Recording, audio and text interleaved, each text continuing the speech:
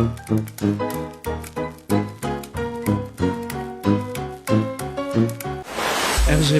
En direct de Cergy-Pontoise, 99.2 FM. Je vis dans un monde de son, dans un bel univers où l'on parle de la chanson. Bonsoir à toutes et à tous. Dans l'actualité du vendredi 31 octobre, un nouveau mort après une chute d'un pont sur l'A115. Nouvelle candidature aux élections municipales soutenue par le comité de Cergy du Parti des Travailleurs. Sa tête de liste, François Lefebvre, est avec nous dans un instant. Un rappeur du Val d'Oise candidat à une émission Netflix, on y reviendra. Et puis côté météo, demain la matinée sera pluvieuse et laissera place aux éclaircies. Comptez 12 au réveil 16 l'après-midi. Vous écoutez.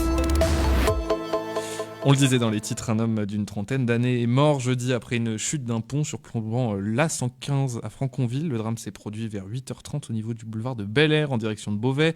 Les secours rapidement sur place n'ont pu que constater le décès. Un véhicule léger aurait été impliqué et la circulation a été coupée plusieurs heures entre Sannois et Hermont avant de reprendre en fin de matinée. Une enquête a été ouverte pour déterminer les circonstances exactes de la chute accidentelle ou volontaire. Ce drame survient 2 semaines après un incident similaire à Sannois où un homme de 54 ans avait fait une chute d'une douzaine de mètres depuis un pont enjambant l'A15. Une pétition a été lancée pour venir en aide à Nacera, 67 ans, sans domicile fixe depuis près d'un an. Cette retraitée vit dans sa voiture sur un parking de Sannois où elle survit avec moins de 1 000 € par mois. L'initiative émane de Samir Laswed et de son association Rassembler Sannois qui réclame son relogement immédiat et une meilleure coordination des dispositifs d'aide. Nacera, dont la santé est fragile, a récemment rencontré le Centre communal d'action sociale. Un dossier a été ouvert auprès d'Adoma, mais pour l'instant, aucune solution de logement ne lui a encore été proposée. Une liste soutenue par le comité de Cergy du Parti des Travailleurs, on le disait. Son nom 100% public, à sa tête François Lefebvre. Il est avec nous, bonsoir. Bonsoir, merci pour votre invitation. Merci d'être avec nous sur RGB. Alors vous êtes un candidat récurrent, vous êtes, on vous voit souvent, vous êtes, alors on dit de toutes les luttes, même si j'aime pas beaucoup l'expression, mais on vous voit souvent dans les luttes sociales.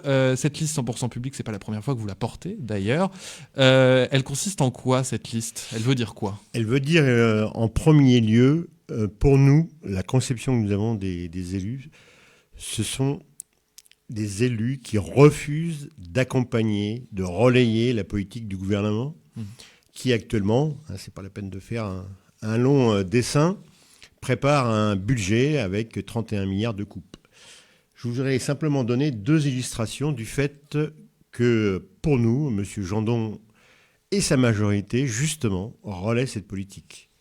Première illustration, en pleine grève des bus, c'était au mois de décembre donc 2024, à la communauté d'agglomération, M. Jandon est aussi président de l'agglomération, il soumet le vote d'une subvention de 2,6 millions d'euros. Alors certes, il y a 600 000 € de moins, justement, qui va être versé à FSO, le même qui exploite donc les chauffeurs de bus. Madame Keltoum, nous n'avons pas d'élu à la communauté d'agglomération, Madame Keltoum, maire adjoint, à juste titre, a indiqué qu'elle ne voterait pas cette subvention, car au moins, Monsieur le Président aurait dû le suspendre le versement au fait qu'il y ait enfin des négociations à ce moment-là entre le syndicat, les représentants du personnel et le chauffeur de bus. Et par ailleurs, nous sommes 100% public, donc transport public. Il y a 37 grandes communes des métropoles qui, au jour d'aujourd'hui, sont revenus dans le transport public et voire même gratuit. On le disait, 100% public, ça veut dire quoi ? Ça veut surtout dire service public ? Ça veut dire service public. Il faut savoir que la liste est longue de tout ce qu'ils appellent ça, disons avec une certaine pudeur, DSP, délégation de service public, mais il s'agit bien de privatisation. Et sur Cergy, la liste est longue, les parkings, le chauffage, etc., etc. Tout ça est privatisé. Donc, ça veut dire qu'il faut payer les actionnaires.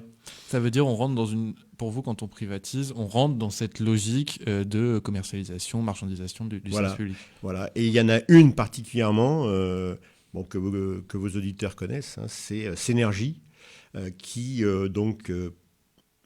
produit de chauffage et eau chaude sanitaire pour le réseau Giron urbain.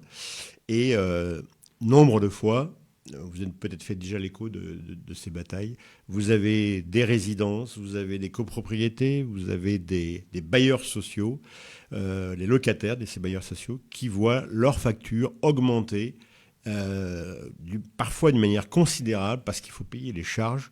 L'eau chaude continue à augmenter, le chauffage continue à augmenter et il faut payer les actionnaires. Donc du coup, ça veut dire vous êtes pour le retour aux grandes régies. Voilà, aux plutôt grandes que- régies publiques. On a un élément très important que nous mettrons d'ailleurs dans notre profession de foi, c'est ce qui s'est passé au mois de février 2025, si ma mémoire est bonne, puisque M. Jandon a fait voter à la comité d'agglo le fait que, en ce qui concerne l'eau froide, c'est actuellement SIO, au 1er janvier 2027, eh bien, il n'y aura pas de renouvellement de DSP et ce sera bien remis dans le cadre d'une régie publique. Nous applaudissons des deux mains, nous l'avons dit dans notre déclaration, nous sommes pour ce retour en régie publique. Alors en fait, c'est pas vraiment une régie publique, c'est une association, mais enfin bon, disons qu'il y a un pas que nous appuyons et nous sommes pour le retour dans le cadre du service public, dans le cadre des régies publiques, de l'ensemble des services qui sont aujourd'hui privatisés.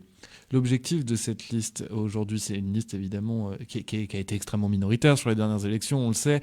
C'est quoi ? C'est avoir des sièges, pouvoir peser derrière ? Pouvoir peser derrière, mais pas simplement. Nous ne sommes pas pour une liste coûte que coûte. Hein.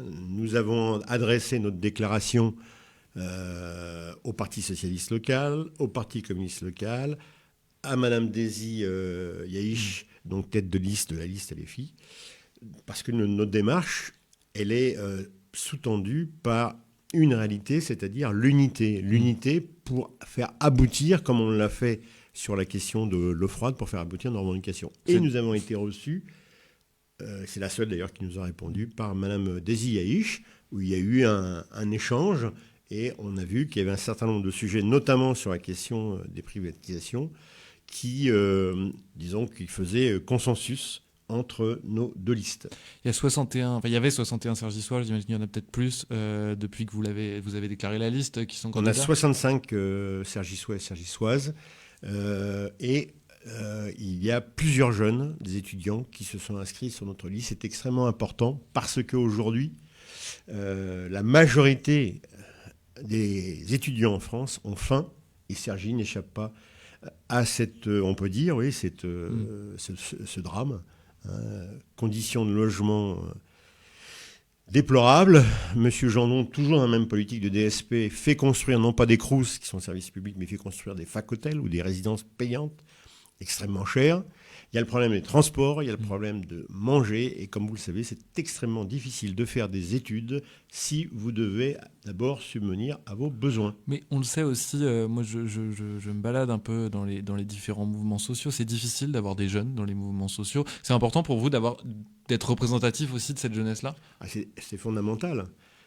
Cergy, vous devez avoir je ne sais pas combien d'étudiants, 10 000 je crois, dans les différentes facultés. Donc forcément, et puis nos candidats, nos candidates, nos adhérents, nos adhérentes, eux, ils ont des jeunes qui font des études et qui sont confrontés à ces difficultés-là.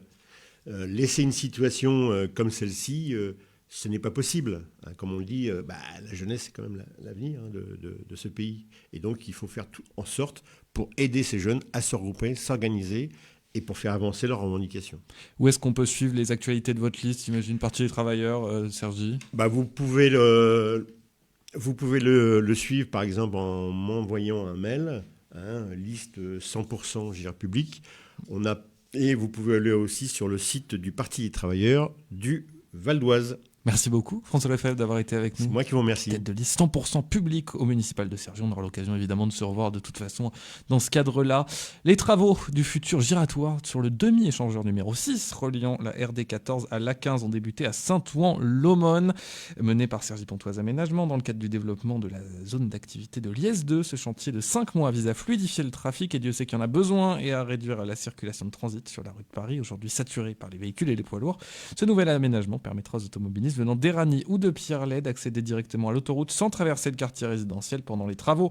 La bretelle de sortie de la 15 restera fermée et plusieurs jours de coupure totale seront nécessaires pour finaliser la chaussée et le marquage. Faites attention donc à bien suivre le trafic dans ces prochains jours dans cette zone. Et en parlant de travaux, ceux du futur centre aquatique de Cergy-Pontoise ont débuté cet été, à Saint-Ouen-l'Aumône aussi, dans le quartier de Liesse toujours.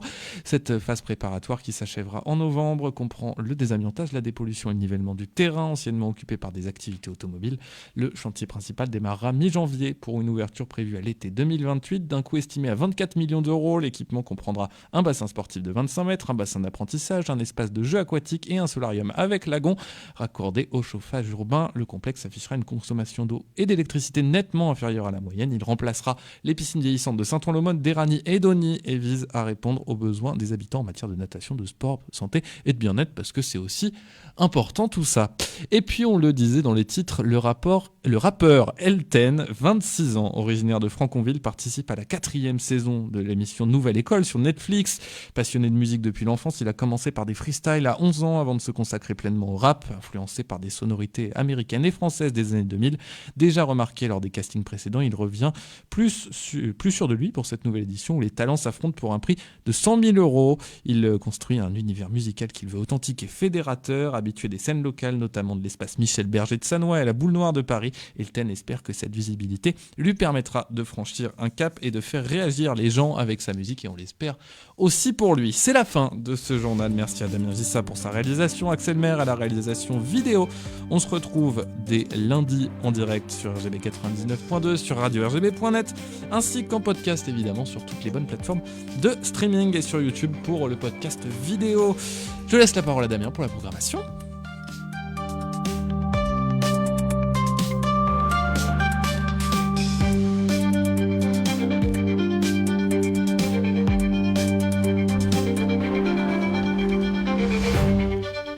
Et côté programmation sur votre antenne de radio locale, eh bien on va commencer avec, comme chaque dernier vendredi de chaque mois, votre émission, votre nouveau rendez-vous ESS Entreprise, un magazine dédié à l'économie sociale et solidaire par Éric Lavarde et de l'agence Impact. Voilà.